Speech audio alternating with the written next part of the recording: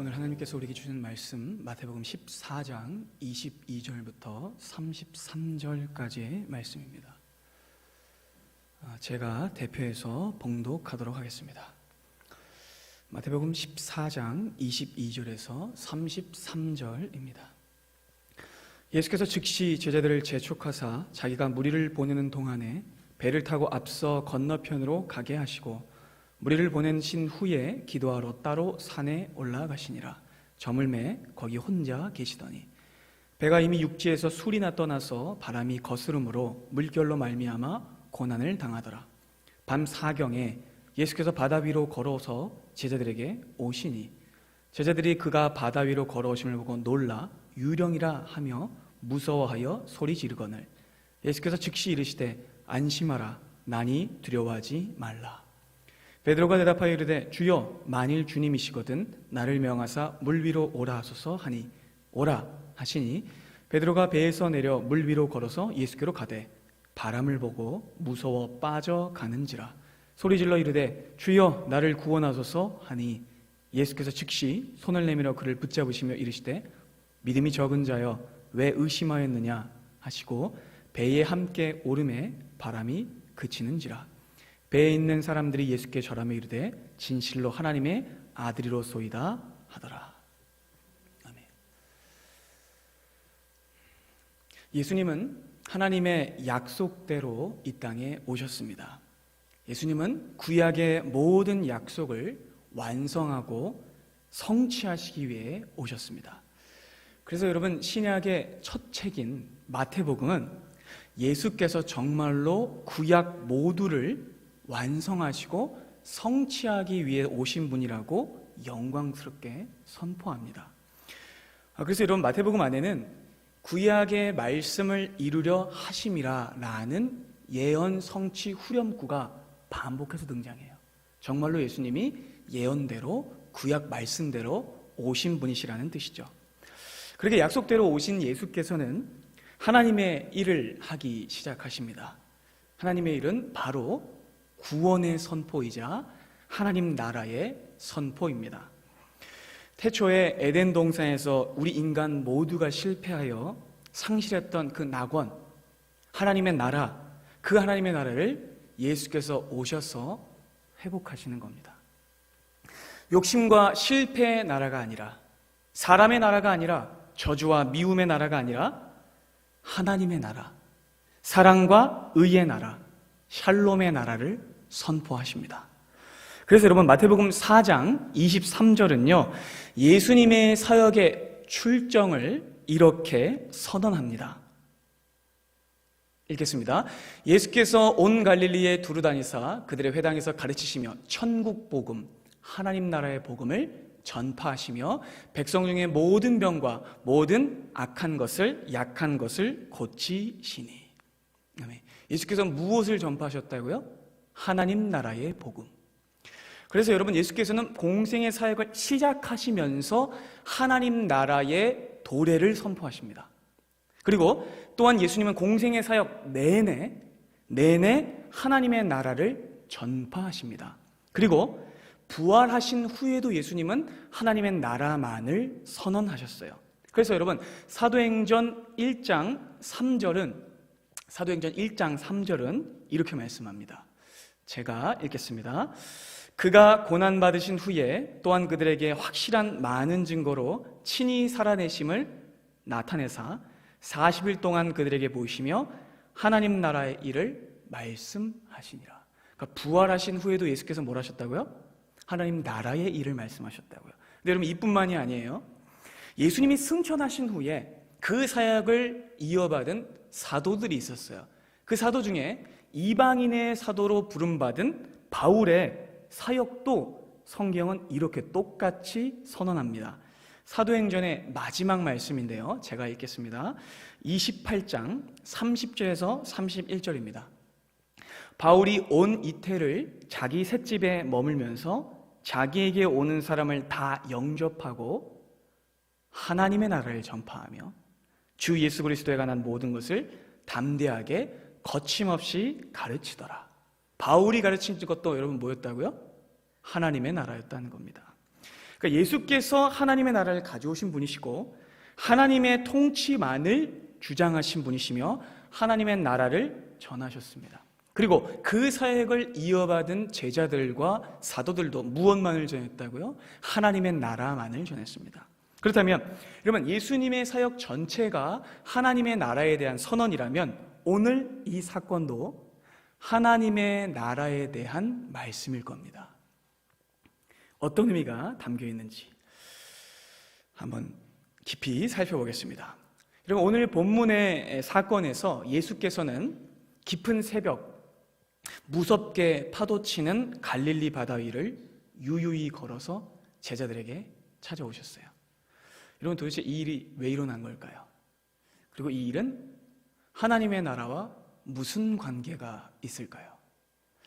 당연히 여러분, 예수께서 물 위로 걸어오신 이유가 자기의 신성을 뽐내시려고 하신 것이거나 초능력자 행세를 하려고 오신 것은 아닐 것입니다. 그럼 먼저 이 본문을 제대로 이해하려면요, 앞에 두 가지 사건을 바르게 이해해야 해요.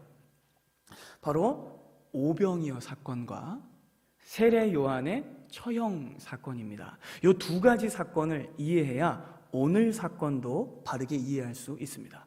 자, 이야기는 헤롯 왕궁에서 시작됩니다. 휘황찬란하고 의리의리하고 높은 성곽, 사치스러운 궁궐 내에서 이야기가 시작됩니다. 그날은 여러분, 헤롯의 생일이었어요. 헤롯은 당시의 권세자들이 즐기는 대규모 사치 파티를 주최합니다. 그리고 그 자리에 유명하고 이름 있는 고관 대작들을 다 불러 모으죠. 근데 그 자리에 이스라엘의 백성들은 한 명도 초대받지 못했어요. 오직 권력만을 가진 위정자들만, 자기들끼리만 코가 삐뚤어지도록 술을 먹고 마시고 향락을 일삼았습니다. 그리고 잔치가 무르익을 때쯤에 헤롯은 막 흥이 돋은 거예요. 취기가 막 올라오자 기분이 좋아서 조카에게 춤을 추게 합니다. 조카가 춤을 췄고 그 조카가 어머니가 악녀인지라 이 딸도 악녀인 거예요. 그래서 네가 춤을 잘 춰고 나를 기쁘게 했으니 너에게 소원 하나를 들어주겠다. 그러니까 헤로디아의 딸이 무엇을 요구하냐면 세례 요한의 머리를 주십시오. 무서운 여자입니다. 세상에 무슨 백을 달라고 그러는 것도 아니고, 그렇죠? 사람의 머리를 달라고 합니다. 그래서 그녀의 부탁에 따라 세례 요한을 죽이게 되죠. 헤롯 대왕이요. 그럼 이 장면에서 세상왕 헤롯은 민심을 살피는 모습이 아닙니다. 그저 유흥이나 즐기고 술에 취해 있고 나라를 망하게 하는 혼군의 모습으로만 등장하죠. 그의 통치는 정의롭지 못했고 본이 되지 못했으며 죄악으로 점철되어 있었습니다. 그는 심지어는 하나님의 사람이었던 세례 요한을 처형시키라는 명령을 내립니다. 당시 로마의 식민 지배를 받고 있었던 이스라엘은 이렇게 잘못된 왕, 세상 왕, 악한 왕이 다스렸기 때문에 아문이 들이운 상태로 신음하고 있었어요.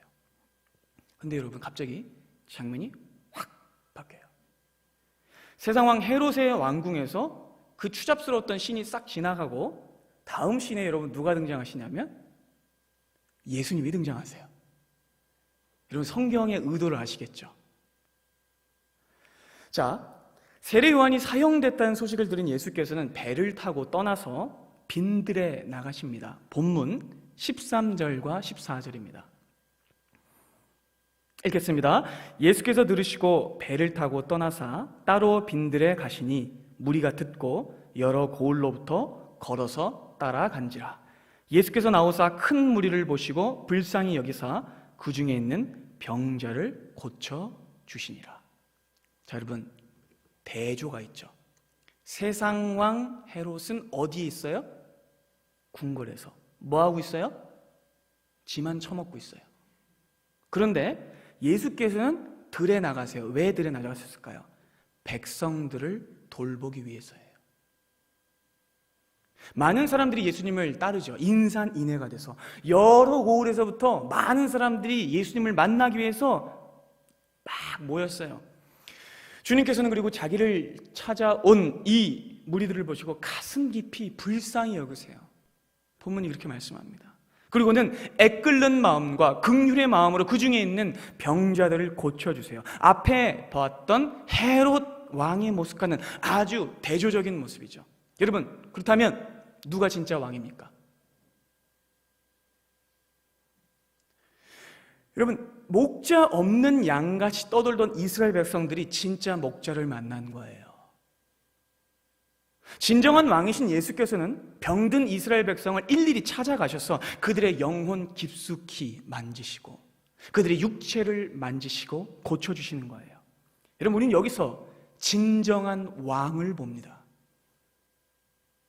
자기 백성을 고아와 같이 버려두지 않으시고 푸른 초장으로 인도하시는 진짜 왕을 봅니다. 여러분, 그러던 중 어느덧 저녁이 됐어요. 사람들이 예수님의 말씀을 막 들었지만 날은 이미 저물었고 해는 넘어갔고 큰 무리가 있는데 다들 쫄쫄 굶은 상태예요. 그러니까 말씀을 들어서 좋긴 한데 배가 고파가지고 얼굴이 누렇게 뜬 상태로 이렇게 이고 있는 거예요. 백성들은 지칩니다. 그리고 여러분, 당시 이스라엘은 어느 나라의 지배를 받고 있었죠? 로마의 지배를 받고 있었습니다. 매우 궁핍한 삶을 살았죠. 그럼 우리도 35년간의 일제의 압제를 겪었습니다. 그때 하루 한 끼로 연명할 만큼, 그것도 겨우겨우일 만큼 고난과 궁핍의 시대를 겪었습니다. 1924년생이신 저희 할머니 돌아가셨습니다. 늘상 그 시절의 궁핍함을 말씀하셨어요. 얼마나 힘들었는지 입만 열면 항상 그 말씀을 하셨습니다. 그때에 여러분, 이스라엘도요 큰 가난과 궁핍에 시달리고 있었어요. 그러나 여러분, 누가 오셨습니까? 예수님이 오셨잖아요. 자, 예수께서는 그 자리에 모인 그 불쌍한 영혼들을, 목자 없는 양같이 떠돌던 그들을 먹이시고 살피십니다. 제자들은 도시락 하나를 가져왔어요. 근데 여러분, 그 도시락은요 진짜 보잘것없는 거였어요. 당시의 최하층민, 그것도 그 어린 소년의 음식이었어요. 그러니까 주먹밥 정도밖에 안 되는 거예요. 그렇게 아주 초라한 한 끼 식사, 그 작은 것을 가지고 예수께서는 가장 위대한 기적을 일으키십니다. 어떤 기적이죠? 오병이어의 기적입니다. 특별히 오병이어의 기적은 너무나 중요한 기적인데요. 왜 중요하냐면 이 오병이어 기적이 예수님 누구이신지를 보여주는 기적이기 때문입니다. 그래서 여러분, 사복음서에 다 등장하는 유일한 기적이에요. 마태, 마가, 누가, 요한복음에 다 등장합니다. 가장 중요하다는 뜻입니다. 그리고 그 예수께서는 그 위대한 기적을 일으켜서 남자만 5,000명을 먹이시고 남기십니다. 자, 보세요. 좀 전까지는 여러분 어떤 장면이 그려졌죠? 이스라엘을 통치하는 왕이라고 하는 헤롯이 백성들은 외면하고 호화로운 궁정에서 사치 파티를 베풀며 하나님의 종을 무참히 살해할 때, 그때 예수께서는 애민의 마음으로 자기 백성을 먹이고 살리십니다. 여러분, 심지어는 다 배불리 먹고도 얼만큼이 남았죠? 12바구니나 넘게 남은 거예요. 남은 거 싸가라 이렇게 한 거죠. 여러분, 이것은요 말 그대로 천국잔치입니다. 아멘이 되시나요, 여러분? 여러분, 여기에서는 진짜 천국잔치인 이유가 뭐냐면 빈부, 귀천, 남녀노소, 신분, 고한의 구분이 없어요.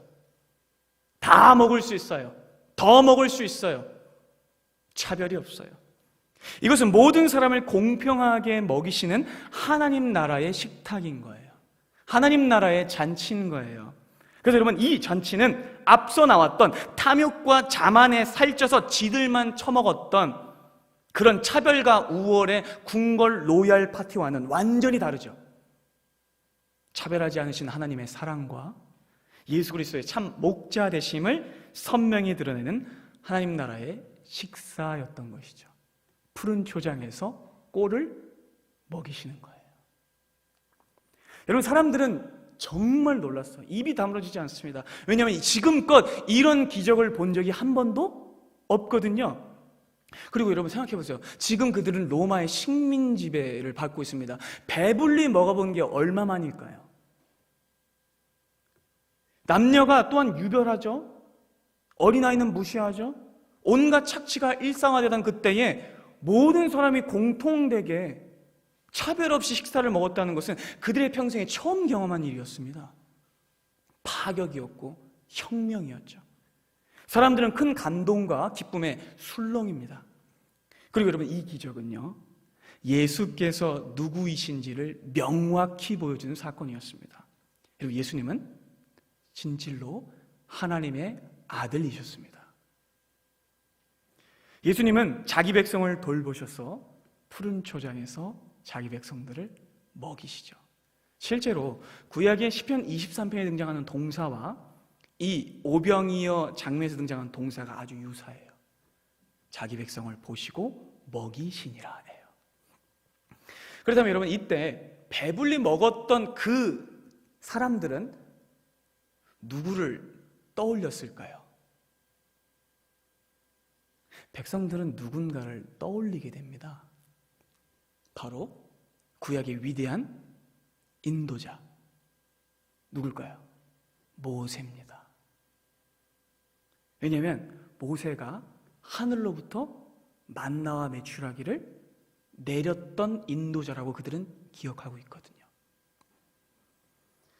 그 이스라엘의 위대한 지도자 모세 말입니다. 여러분, 모세가 어떤 사람이죠? 게다가 모세는요, 오랫동안 이스라엘이 타 민족의 지배 아래에 노예 생활을 할 때 이스라엘을 어떻게 한 사람이에요?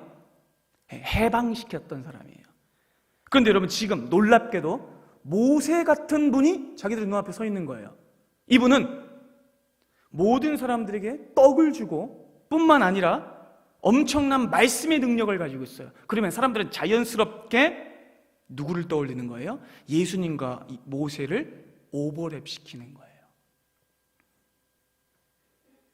삽시간에 군중들은 큰 기대감으로 흥분하기 시작합니다. 그리고 사람들은요, 저 능력 많은 선지자가 우리를, 이스라엘을 애굽의 압제에서 구원했던 것처럼 우리를 지금 로마의 압제로부터 구출해 줄 거라고 믿게 된 거예요.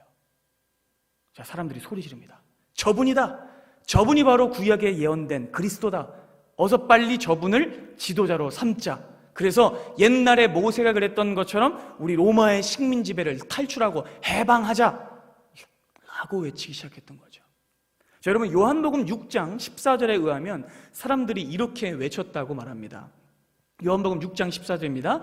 이는 참으로 세상에 오실 바로 그 선지자다. 여러분, 그런데 이런 사람들의 외침과 함성과 흥분을 들은 예수께서는 굉장히 단호하게 그들의 행동과 요구를 거절하세요. 예수님은 사람들의 목소리가 높아지자 오히려 그들의 요구를 무시하고 거부하시며 신속하게 사람들을 흩어서 집으로 돌려보내기 시작하세요. 그리고 사람들 다 돌려보낸 후에 제자들에게는 이렇게 말씀하십니다. 야, 너희들은 먼저 건너가 있어라. 강 건너 있어라 라고 명하십니다. 예수께서 왜 이렇게 행동하시는 걸까요? 요한복음 6장 15절은 그 이유를 이렇게 밝힙니다. 그러므로 예수께서 그들이 와서 자기를 억지로 붙들어 임금 삼으려는 줄 아시고 다시 혼자 산으로 떠나가시니라. 여러분, 지금 예수님은요, 위기를 만나신 거예요. 어떤 위기일까요? 예수님은 잘못하면 독립군 지도자가 될 판이에요. 그러나 여러분, 이 일은 예수께서 절대로 받아들일 수 없는 일입니다. 예수님은 절대로 해방 이스라엘 제국의 임금이 되셔서는 안 됩니다. 예수님은 그것을 위해서 오신 왕이 아니에요. 그렇다면 여러분, 예수님은 어떤 왕이 되셔야 할까요? 예수님은 한낱 세상 나라의 지도자가 아니라 온 세계의 왕이 되셔야 합니다. 온 우주의 왕이신 예수께서는 절대로 육체와 탐욕과 로마의 저항 의지에만 불타고 있는 군중들의 소요에 넘어가셔서는 안 돼요. 그렇게 되셔서는 절대로 이 땅에 오신 이유를 완성하실 수가 없어요. 여러분, 예수께서는 이 땅에 왜 오셨습니까? 그분은 자기의 생명을 내어주시기 위해서, 십자가에 죽기 위해서 이 땅에 오셨습니다. 예수님은 반드시 사람들에게 옹립되고 자랑하고 멋있는 모습으로 왕이 되셔서는 안 됩니다. 예수님은 가장 초라하게, 가장 비참하게, 가장 저주받은 모습으로 우리의 죄를 대신하여 죽으셔야 합니다. 예수님은요, 웅장하고 화려한 헤롯의 왕좌가 아니라 초라한 저주의 십자가에 오르셔야 합니다. 주님은 그 일을 위해서 오셨어요. 그래야만 하나님의 약속이 이루어지고 하나님을 믿는 자들이 구원받을 수 있기 때문입니다. 그것이 여러분 진정한 왕의 모습이죠. 그래서 이 놀라운 왕의 비밀은 빌립보서 2장 6절에서 11절은 이렇게 말씀합니다. 함께 찾아보겠습니다. 빌립보서 2장 6절에서 11절 함께 찾아보겠습니다. 네, 앞에 뜨고 있나요? 네. 그는 근본 하나님의 본체시나 하나님과 동등됨을 취할 것으로 여기지 아니하시고 오히려 자기를 비워 종의 형체를 가지사 사람들과 같이 되셨고 사람의 모양으로 나타나사 자기를 낮추고 죽기까지 복종하셨으니 곧 십자가에 죽으심이라. 이러므로 하나님이 그를 지극히 높여 모든 이름 위에 뛰어난 이름을 주사 하늘에 있는 자들과 땅에 있는 자들과 땅 아래에 있는 자들로 모두 무릎을 예수의 이름에 꿇게 하시고 모든 입으로 예수 그리스도를 주라 시인하여 하나님 아버지께 영광을 돌리게 하셨느니라. 예수님은 반드시 가장 낮은 종의 모습으로 죽으셔야 했어요. 섬기는 왕으로, 죽으시는 왕으로, 백성을 위하여 목숨을 던지는 왕으로 오셨거든요. 그래서 여러분, 예수님은요 급박하게 행동하셨고 저들의 요구를 거부하신 거예요. 여러분, 예수님은 다만 사람들의 육적 필요만 채우기 위해서 오신 분이 아니었습니다. 다만 한 끼 식사나 주려고 오신 분이 아니었어요. 사람들은 예수님을 떡이나 주는 배급장교로 여겼고 자기들의 해방을 도울 지도자로만 생각했지만 예수님은 거부하세요. 그래서 예수님은 급하게 저들을 다 돌려보내신 거예요. 여러분, 예수님을 이 정치적으로 이용하려는 군중의 움직임은요 대단히 거셌습니다. 그래서 심지어 이 움직임은 제자들까지 집어삼킬 위험이었어요. 여러분 잘 아실 겁니다. 제자들도 예수님이 잡히시던 그날 밤까지 네가 오른쪽이 아니 내가 오른쪽이 아니 싸웠던 사람들이에요. 제자들도 아직까지는 세속적인 육체적인 연약함에 있었습니다. 그러니까 제자들도 지금 예수님이 행하신 엄청난 기적을 보고 자기들도 어깨가 으쓱한 거예요. 우쭐댄 거예요. 왜? 자기들의 선생님이 지금 엄청난 기적을 보여줬으니까. 자기들도 거기에 편승하게 된 거죠. 제자들은 예수님의 기적과 그 능력이 마치 자기 것이라도 되는 양 흥분해서 같이 예수님을 막 옹립하려고 하는 마음이 들었을 거예요. 그리고 예수님 밑에서 한 자리 차지할 걸 꿈꿨겠죠. 그래서 여러분, 예수님은요 제자들까지 야 너희들 지금 여기 있지 마 라고 말씀하시고 얼른 강 건너로 건너가라 라고 명령하신 거예요. 그러니까 여러분, 실제로 보면 예수님은 지금 제자들을 위험에서 탈출시키신 거예요. 어떤 위험에서요? 구원을 거부하고 예수님을 죽지 못하게 하고 하나님의 복음을 저지하려는 그 위기에서 이들을 탈출시키신 거예요. 놀랍죠, 여러분? 세속적인 명예가 절대로 은혜가 아니라는 것이죠. 너무나 안타깝게도 여러분, 군중들과 제자들은 예수님의 말씀을 듣고도 그리고 실제적인 천국잔치를 맛보고도 하나님의 나라를 이해하지 못했습니다. 오히려 그 위대한 기적과 증거를 단지 세상 나라를 위한 용도로 변질시키려고 했죠. 여러분, 예수께서는 내가 생명의 떡이다 라고 말씀하셨는데 그들은 아니 그 떡 말고 세상 떡을 주세요 라고만 외쳤던 것이죠. 자, 여러분, 그럼 예수께서 이들을 다 해산시키신 다음에 예수님은 뭘 하셨을까요? 주님은 기도하러 산에 올라가십니다. 주님은 중심이 흔들리지 않기 위해서, 하나님의 뜻을 이루시기 위해서 사람의 말에 귀 기울이지 않고 하나님의 말씀에 귀 기울이기 위해서 기도하러 올라가세요. 군중들의 달콤했던 유혹과 인기를 뿌리치시고 예수께서는 오직 누구와 독대하세요? 하나님과 독대하십니다. 우리 주님은 잠시의 인기에 절대로 우쭐해하지 않으셨어요. 자기 능력에 도취되지도 않으셨어요. 오히려 주님은 흔들리지 않기 위해 전혀 기도에 힘쓰셨습니다. 하늘의 영광도 버리신 그분은 땅의 영광도 버리시는 거예요. 그렇다면 여러분, 예수님이 이렇게 산에 올라가서 기도하고 계실 때 제자들은 뭐 하고 있었을까요? 아니, 한 번 더 다른 질문을 드려보죠. 제자들은 뭐 하고 있었어야 했을까요? 지금 예수님 뭐 하고 계셨어요? 기도하고 계셨잖아요. 그럼 제자들도 뭐 하고 있어야겠죠? 기도하고 있었어야 돼요. 그런데 예수님께 등 떠밀려 떠나던 제자들은요, 바닷가에서 노만 이렇게 젓고 있었어요. 그러면 여러분, 배를 타고 지금 갈릴리 바다 위에 있었던 그 제자들은 무슨 얘기를 서로 간에 했을까요? 그 12명이 아마 예수님을 막 흉봤을 거예요. 아니 예수님이 이해가 안 가네. 아니 지금 이 절호의 찬스를 가지고 저 사람들 다 모이면 만 명이 넘는데 저 사람들 데리고 독립군을 만들어서 아니 세를 얻으시면 될 텐데 라고 제자들은 말했을 거예요. 무지와 불신의 대화를 했을 가능성이 큽니다.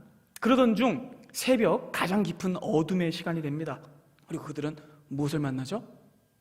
풍랑을 만납니다. 사실 실제로 갈릴리 바다는 그 서풍, 동쪽에서 불어오는 동풍과 서쪽에서 불어오는 서풍이 만나서 굉장히 큰 물결과 풍랑이 일는 바다였어요. 사실은 호수였지만 실제적으로 대단한 풍랑이 일는 바다였습니다. 그래서 여러분, 제자들은 엄청난 풍랑 때문에 혼비백산합니다. 막 비가 내리치고 풍랑이 치고 공포에 휩싸였어요. 그 자리에는 뛰어난 베테랑 어부 베드로와 안드레, 요한도 있었지만 그들은 공포에 휩싸여 있었어요. 아무리 그들이 뛰어난다고 해도 풍랑을 이길 수는 없었거든요. 그리고 심지어는 지금 누가 안 계세요?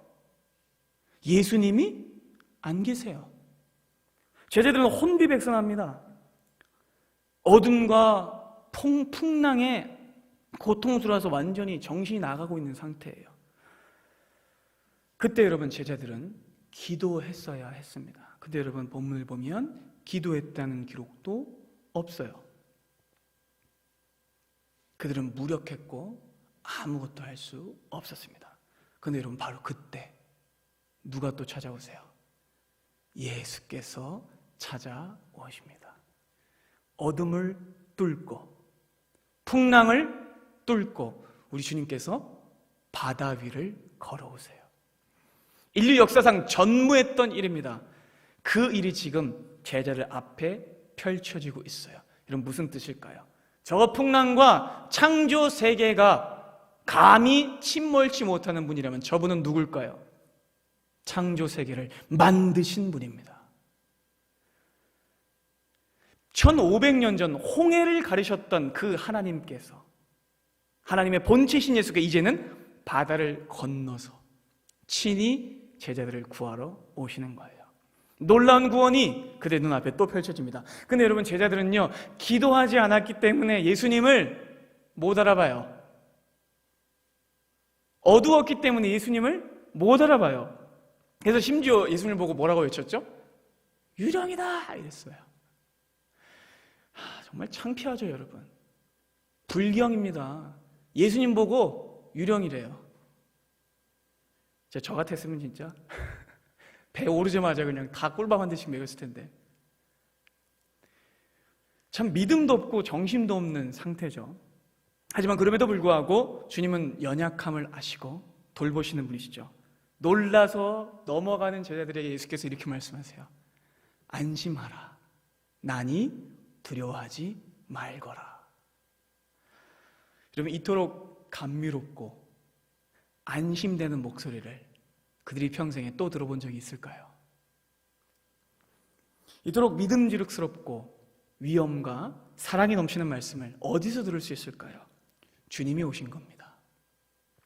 이 놀라운 광경 앞에 또 나서기 좋아하는 베드로가 금세 들떠서 방금까지도 막 유령이다 이랬으면서 주님, 정말 주님이시니까는 저를 명해서 바다 위로 걸어오게 좀 해주세요.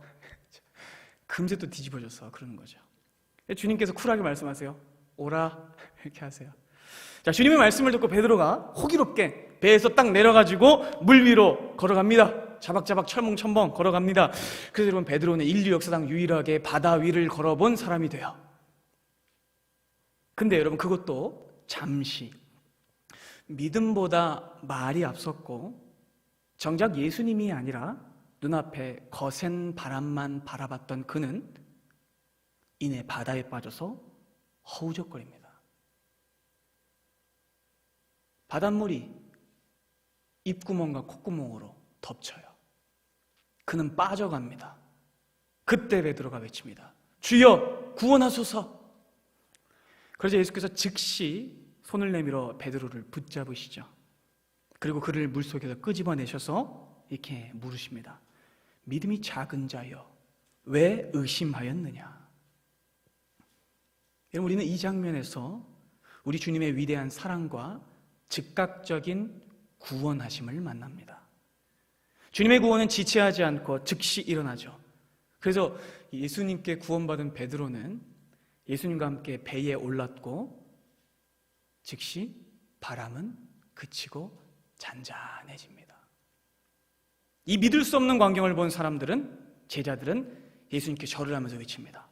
진실로 예수님이 하나님의 아들이십니다. 그렇죠, 여러분. 이분이 누구이시길래 풍랑과 창조 세계가 잠잠할까요? 제자들은 그제서야 깨닫게 됩니다. 믿음이 적은 제자들은 이 위대한 기적을 통해서 예수님을 다시 보게 됩니다. 예수님이 무엇을 위해 오신 분이신지를 그제서야 깨닫게 됩니다. 이런 바로 이 지점에서 우리가 놓치면 안 될 지점이 있는데요.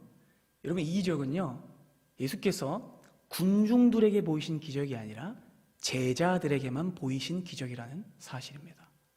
여러분, 왜 예수께서는 제자들에게만 이 기적을 보이신 걸까요? 이 기적을 통해서 가르치실 진리가 있었기 때문입니다. 예수님은 제자들의 들뜬 마음과 헛된 기대를 산산조각 내시고 자기만 바라보게 하신 거예요. 제자들은 절대로 세상 나를 쫓아서는 안 되기 때문입니다. 사람들의 환호와 군중들의 함성이 사라지고 그제서야 그들은 정신을 차리고 누구만 바라봐요? 예수님만 바라봅니다. 제자들이 지금껏 바라봤던 것은요, 기적의 외면밖에 없었어요. 그들이 바라봤던 건 세상이었고 풍랑과 바람이었습니다. 그리고 그들이 원했던 것도 사실은 헤롯 같은 세속 왕이었죠. 그리고 그들이 그것들을 바라봤을 때 그들은 풍랑에 휩싸였습니다. 바다에 빠져 죽을 위험을 겪었습니다. 그들이 세상을 바라봤을 때, 그들이 현실을 바라봤을 때, 그들이 상황을 바라봤을 때 그들은 눈이 멀었어요. 그리고 들떴고 혼비백산했고 바다에 빠져 죽어갈 뿐이었습니다. 그래서 주님께서는 이 기적을 통하여서 제자들의 머릿속에 가득했던 세상 나라의 원리와 세속적인 이념을 몰아내시고 예수님만을 바라보게 하신 겁니다. 고난을 당하니 제자들의 신앙 고백이 분명해지죠.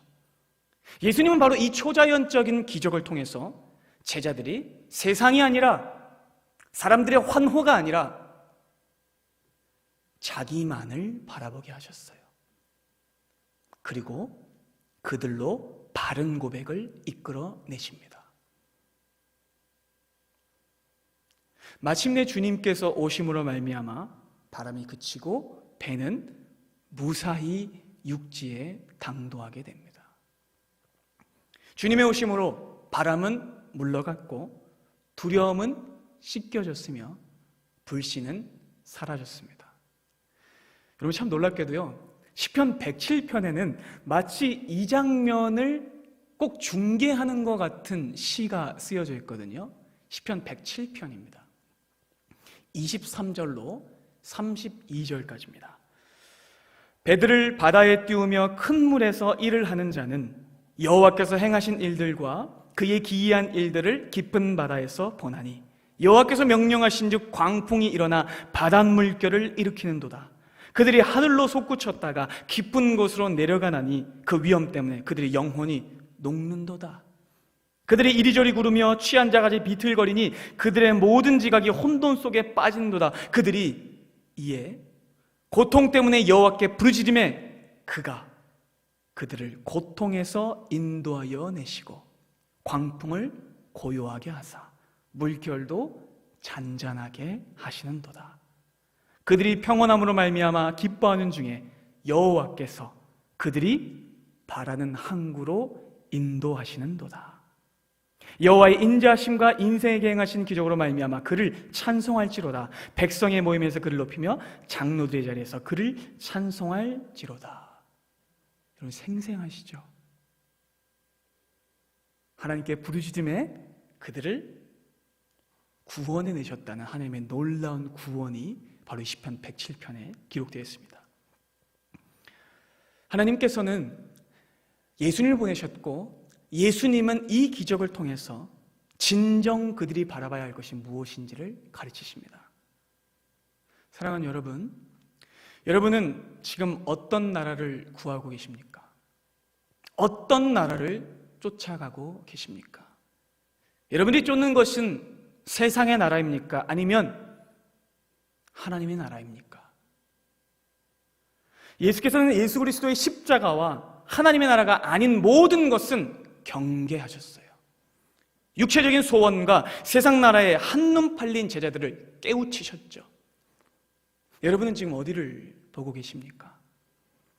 말로는 예수님을 보고 있다고 말하고, 입으로는 하나님의 나라를 구하고 있다고 말하면서 실은 세상 나라의 명예나 혹은 거센 바람과 상황만을 바라보고 계시지는 않습니까?